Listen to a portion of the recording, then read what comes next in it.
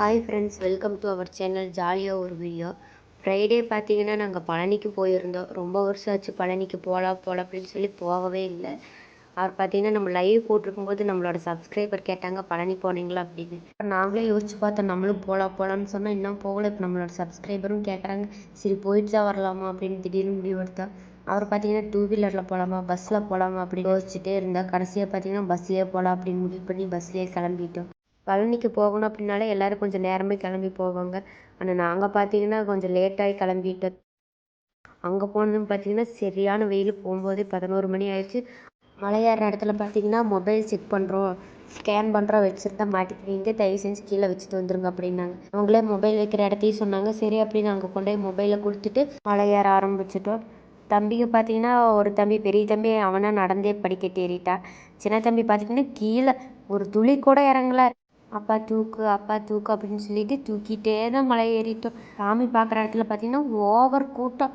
ஃபுல்லாக எங்கே பாரு குழந்தைங்க அழுகிற சத்தம் கேட்டுகிட்டே இருக்குது. சரி நம்ம தம்பி தான் கம்முன்னு இருக்காங்க அப்படின்னு நினச்சா அவங்களும் ஆரம்பிச்சிட்டாங்க. பெரிய தம்பி அழுகிறா, சின்ன தம்பி அழுகிறா. இவ்வளோ கூட்டத்தில் எதுக்குப்பா கூப்பிட்டு வந்தேன், இனிமேல் நாங்கள் வரவே மாட்டோம் அப்படின்னு சொல்லிட்டு அழுகாச்சு. அப்புறம் அவ்வளோதான் முடிஞ்சது, சாமி பார்த்தோன்னு கிளம்பிடலாம் அப்படின்னு சொல்லிட்டு ஒரு வழியாக சாமி பார்த்துட்டு கீழே வந்துட்டோம். மலை ஏறுறத கஷ்டம், இறங்குறது ஈஸி அப்படிங்கிற மாதிரி தம்பி பார்த்தீங்கன்னா இறங்கும்போது அவங்களாவே இறங்கிட்டாங்க. கீழே வந்ததும் பார்த்தீங்கன்னா லைட்டாக மழை தூறல் விழுந்துட்டு இருந்துச்சு. சரி மழை வர்றக்குள்ளே நம்ம தம்பிகளுக்கு ஏதாவது திங்ஸ் வாங்கிட்டு கிளம்பிடலாம் அப்படின்னு சொல்லி ஒரு கடைக்குள்ளே போனோம். அந்த கடைக்குள்ளே போனதுமே மழை ரொம்ப வேகமாக வந்துருச்சு. அப்புறம் ஒன்றும் வெளியவே வர முடியல, அந்த கடைக்குள்ளேயே நின்றுட்டோம். அப்போ பார்த்தீங்கன்னா ஒவ்வொன்றும் பார்த்து வாங்கி முடிச்சுட்டு சரி மழை நின்றும் போகலாம் அப்படின்னு ஒரு ஸ்டெப் எடுத்து வெளியே வச்சா மறுபடியும் மழை வருது. அந்த ஒரே கடையில் பார்த்தீங்கன்னா ஒரு 1/2 மணி நேரம் 3/4 மணி நேரம் நின்றுருப்போம்னு நினைக்கிறேன். மழை நிற்கவே இல்லை. சரி இதை பார்த்துட்டு இருந்தா ஆகாதுன்னு சொல்லி மழை லைட்டாக கம்மியானோடனே வெளியே வந்துட்டோம். மறுபடியும் நடந்து போக மறுபடியும் மழை வேகமாக வந்துருச்சு.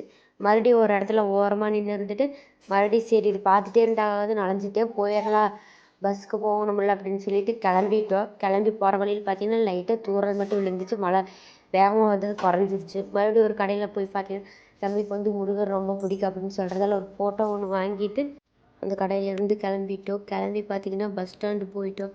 போகிற வழியில் பார்த்தீங்கன்னா குதிரை வண்டியெல்லாம் போயிட்டு இருந்துச்சு. தம்பிக்கு பார்த்தீங்கன்னா குதிரை வண்டியில் போயிருக்கலாம்ல அப்படின்னு சொன்னாங்க.